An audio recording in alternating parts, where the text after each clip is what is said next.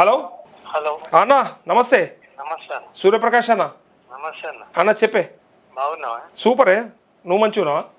మంచిగా ఉన్నా అన్న ఇప్పుడు ఈ రైతు బంధు గురించి మాట్లాడుతున్నారు కదా. చెప్పే. పెట్రోల్ బంక్లకి ఇచ్చిర్రు రాళ్ళు తప్పాలంటారు కదా. అవు పెట్రోల్ బంక్లు ఎన్నో కౌంట్ చేయడానికి రాదా అన్న? ఏమన్నా అడిగినావా? అంటే ఎన్ని పెట్రోల్ బంక్లు ఉన్నా కౌంట్ చేయడానికి రాదా? పెట్రోల్ బంకులు ఏమన్నా లక్షలు ఉన్నాయా మీ కొంపదీసి? లక్షలు ఉంటాయా? వందలు ఉంటాయి. ఉంటాయి. ఇంకోటి పెట్రోల్ బంక్ కూడా జాగా చెప్పే నాకు ఒకటి విచిత్రం అనిపిస్తుంది. ఒక ఎకరం ఉంటుందా, 2 ఎకరాలు ఉంటుందా, 10 ఎకరాలు కడతారు. సపోజ్ ఇప్పుడు మనం ఊర్లకు మీద కూర్చున్నాం అంటే రోడ్ మీద ఉంటది, అయిన ఉంటది, పొలంకి జర అంటుకొని ఉంటుందా, దానికి వాడు క్లీన్ చేసుకుంటాడు. అట్లాంటి తీసేయచ్చు కదా. సూర్యన్న పెట్రోల్ బంకు ఎన్ని ఎకరాల్లో కడతారు చెప్పమను అంతే. ఎంత ఉంటుంది అది? 2-3 వేల గజాలు ఉంటుంది అది. లే కాకపోవచ్చు ఒక 10 ఎకరాలు కడతారేమో అనుకుంటారేమో మరి దొంగలు. అయితే అద్దెకరం కంటే ఎక్కువ ఉంటే మహా లాభ అయిపోయాయి. చాలా చోట్ల అద్దెకరం లోపట్నే ఉంటాయి పెట్రోల్ బంకులు. అద్దెకరం అంటే ఎంతనే? నువ్వు ఇసేది 5,000 రూపాయలకు, అద్దెకరంకు 2,500 రూపాయలు వేస్తున్నావు. ఈ పెట్రోల్ బంకులు ఎన్నున్నాయో లెక్క తీయస్తలేదా? వాటికి ఇంటూ 2,500 కదా నువ్వు వేసేది. గా మాత్రానికి గింత పోతుందని. అరే ఒక దొంగ దగ్గర 150 కోట్లు దొరుకుతాయి. ఒక దొంగ దగ్గర ఈ రాష్ట్రంలో ఒక అధికారి దగ్గర కదా ఆపితే సరిపోతుంది కదా. ఈ అడ్మినిస్ట్రేషన్ లెవెల్ వీళ్ళు చేయలేక 2.5 ఏళ్ళకి వెళ్ళి రోజు ఒక పెట్రోల్ బంక్ పట్టుకున్నా అయిపోతుండే కదా. అసలు రైతులను పొందబెట్టే వాళ్ళు పెట్రోల్ బంకులు ఆపితే అయిపోతుంది కదా. ఎవడద్దన్నాడు? అది కాకుండా ఇప్పుడు అది బయట పెట్టారు అనుకో, 50 ఎకరాలు 40 ఎకరాలు 100 ఎకరాలు అట్లా సగం మంది కాంగ్రెస్ వాళ్ళు ఉంటారు. అధికార పార్టీలో ఉంటారు ఎవరన్నా కానీ. బరాబర్ బయట పడుతుంది అన్న. నాకు తెలిసిన వాళ్ళది ఒక జాగా పేరు ఎందుకు కానీ అన్నదమ్ములు 5 ఉంటారు తాతలు. వాళ్ళ తమ్ముళ్ళు అందరికి కలిపి కనీసం 250 ఎకరాలు దాకా ఉన్నది పొలాలు.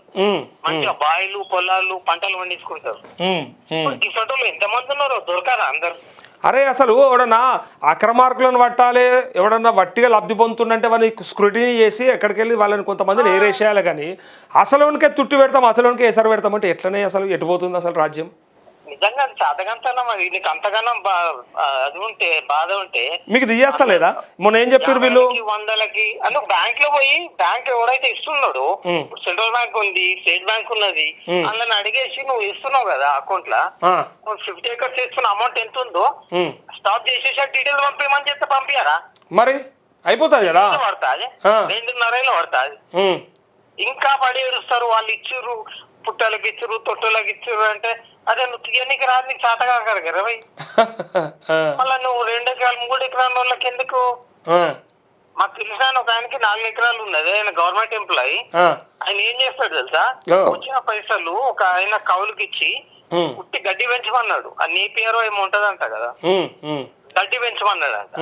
గడ్డి పెంచి ఆ ఎవరైతే పెంచుతాడో ఆ పండించిన ఆయననే అమ్ముకోమంటాడు.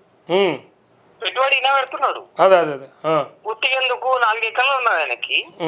ఆ గడ్డి పెంచి గడ్డి ఆవులకి అమ్ముకో, నువ్వే అమ్ముకో, ఎంతకన్నా అమ్ముకో, ఎన్ని పైసలు అన్నీ తీసుకో అంటే అదొక మంచి కాజ్ కదా. ఆయన దాన్ని యూజ్ అంటే కొంతమంది సరేనే, కొంతమంది ఉండొచ్చు. అంటే కొన్ని చోట్ల నిజంగానే వృధా అవుతుండొచ్చు.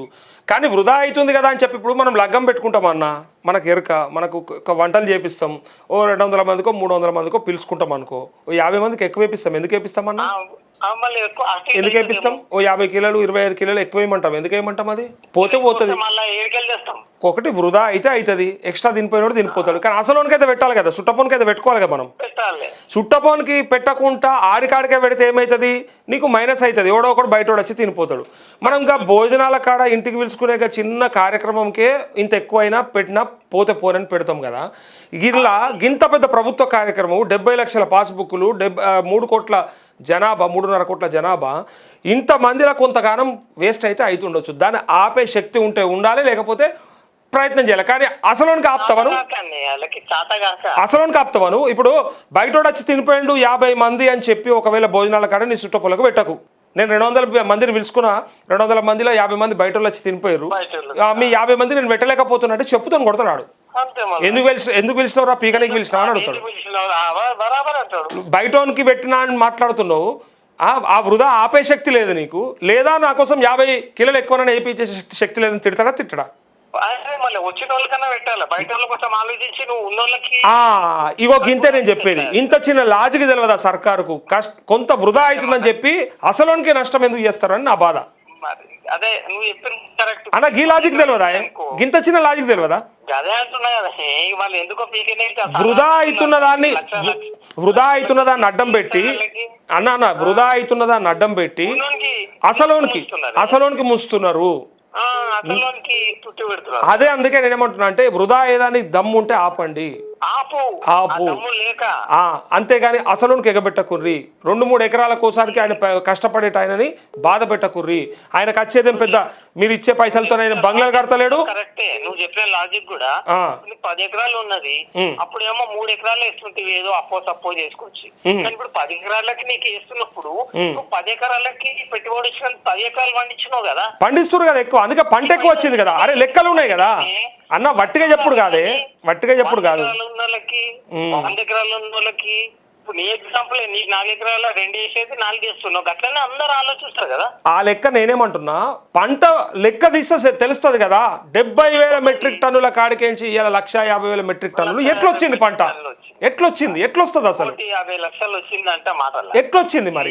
కదా, ఇయ్యబట్టే వచ్చాయి కదా. దానివల్ల మనకు పంట ఇప్పుడు పైసలు పెడితే దొరుకుతాయి. ఇదే 7,500 కోట్లు పెట్టి సంవత్సరానికి 15,000 కోట్లు పెట్టి దమ్ముంటే వేరే రాష్ట్రం కెంచి ఇదే ధాన్యం కొనుకొచ్చి ఇమని చెప్పు ఈ రాష్ట్రానికి. అవుతుందా? అవుతానా? అవుతుందా? మరి మరి ఆ మాత్రం తెలియకపోతే ఎట్లనే ఏడో లేకుండా గవర్నమెంట్ అంటే నిజంగా కొద్ది మందికి వృధా అవుతుందని అసలోనికి పెట్టకపోతే అది ఇంకా పెద్ద నష్టం అవుతుంది. అది తెలుసుకోవాలి. బయట పెడితే 50 ఎకరాలు 100 ఎకరాలు సగం మంది కాంగ్రెస్ వాళ్ళు ఉంటారు, సగం మంది బీఆర్ఎస్ వాళ్ళు బీజేపీ వాళ్ళు ఉంటారు. వాళ్ళందరికీ బయట పడుతుంది. మరి అందరు లెక్కలు బయట పడతాయి కదా. మరి అది ఎవరన్నా ఉండని, కాంగ్రెస్ బీజేపీ బీఆర్ఎస్ ఎవరన్నా ఉండని, అలా తీసేయి. రైతులకి పెద్ద రైతులు ఉంటే గనక తీసేయనీకి నీకేమి ఇబ్బంది అవుతుంది? వాళ్ళని సంతోష పెట్టనీకి ఇలా చిన్న రైతులు కూడా కథం పడుతురు అట్లా. ఎందుకంటే అగో మాకే ఆపిరని అంటారు కదా వీళ్ళు. చాలా మంది 50% 50 ఎకరాలు 10 ఎకరాలు 30 ఎకరాలు ఉన్నోళ్ళు కౌలుకి ఇచ్చుకుంటారు. ఆడు ఏడ చేస్తాడు, అందరు సిటీలలో ఉంటారు, కౌలుకి ఇచ్చుకుంటారు. వాళ్ళు బతుకుతున్నారు అట్లా పైసలు పెట్టుకుని. వాళ్ళందరి బంద్ అయితే ఇప్పుడు అందుకే బాధతోనే తీయదు ఇప్పుడు. ఎగ్జాక్ట్లీ నేను చెప్పేది అదే. ఈ చిన్న లాజిక్ అర్థం చేసుకోవాలి. దమ్ము ఉంటే ఎప్పుడో చేస్తున్నా 2.5 ఏళ్ళు పడతాయా? రోజు ఒక పెట్రోల్ బంక్ పోయి స్కూటీని ఎంతసేపు అన్నా ఇప్పటికి అట్లాంటి వాళ్ళకు శాటిలైట్ మ్యాపింగ్ తో సహా కంప్లీట్ గా టెక్నాలజీ ఉంది, కంప్లీట్ టెక్నాలజీ ఉంది. వాడుకొని అసలైన రైతుకి ఇస్తే అయిపోయా. చిన్న రైతులని పరిచయం చేయడానికి అంతే అన్న. అంతే అన్న. ఇప్పుడు ఆసరా పెన్షన్లు ఉన్నాయి కదా అన్న, ఇది కూడా అర్థం చేసుకో. ముసలోళ్లకు 2,000 రూపాయలు ఇస్తే నిజంగా గోళీలకో మందులకో మాకులకో వాళ్ళకి ఉపయోగపడుతున్నాయి. 90% మందికి ఆసరా అవుతుంది అనుకుందాం. 10% మంది మంచి ఉద్యోగస్తుల తల్లిదండ్రులు లేకపోతే బాగా డబ్బులు ఉన్నోళ్ళు 10 ఎకరాలు ఉన్నోళ్ళకో వస్తుంది అనుకుందాం. వాళ్ళ కోసానికి ఈ 90% మందిని గోస పెడతావా? అది నేను అడిగేది. 2 లక్షల మంది ఎంప్లాయీస్ అంటారు మన స్టేట్ గవర్నమెంట్ ఎంప్లాయీస్ అనుకో, ఆ 2 లక్షల మందికి చుట్టి పెడతావా? 30 లక్షల మందిని ఏడిపిస్తావా? అరే మనము ఏదన్నా ఇట్లా ఇప్పుడు ఇందాక పెళ్లి భోజనాలు అని చెప్పినట్టు నువ్వు ఎక్కడన్నా తీసుకో, ఉదాహరణ వేస్టేజ్ అవుతుందని చెప్పి మనము సంసారం నడుపుడు ఆపుకుంటామా? పోతుంది ఇంత అంతే.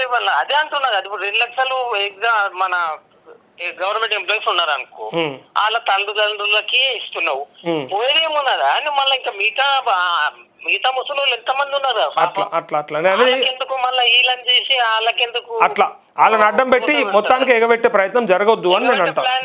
నిజంగానే హరీష్ రావు అన్నాడు కరెక్ట్, ఎగవైతల రెడ్డి అన్నాడు. ఎగవైతల రెడ్డి ఓకేనా? మెల్లమెల్లగా అన్ని చేస్తాడు. ఓకే అన్న, థ్యాంక్ యూ. రైట్.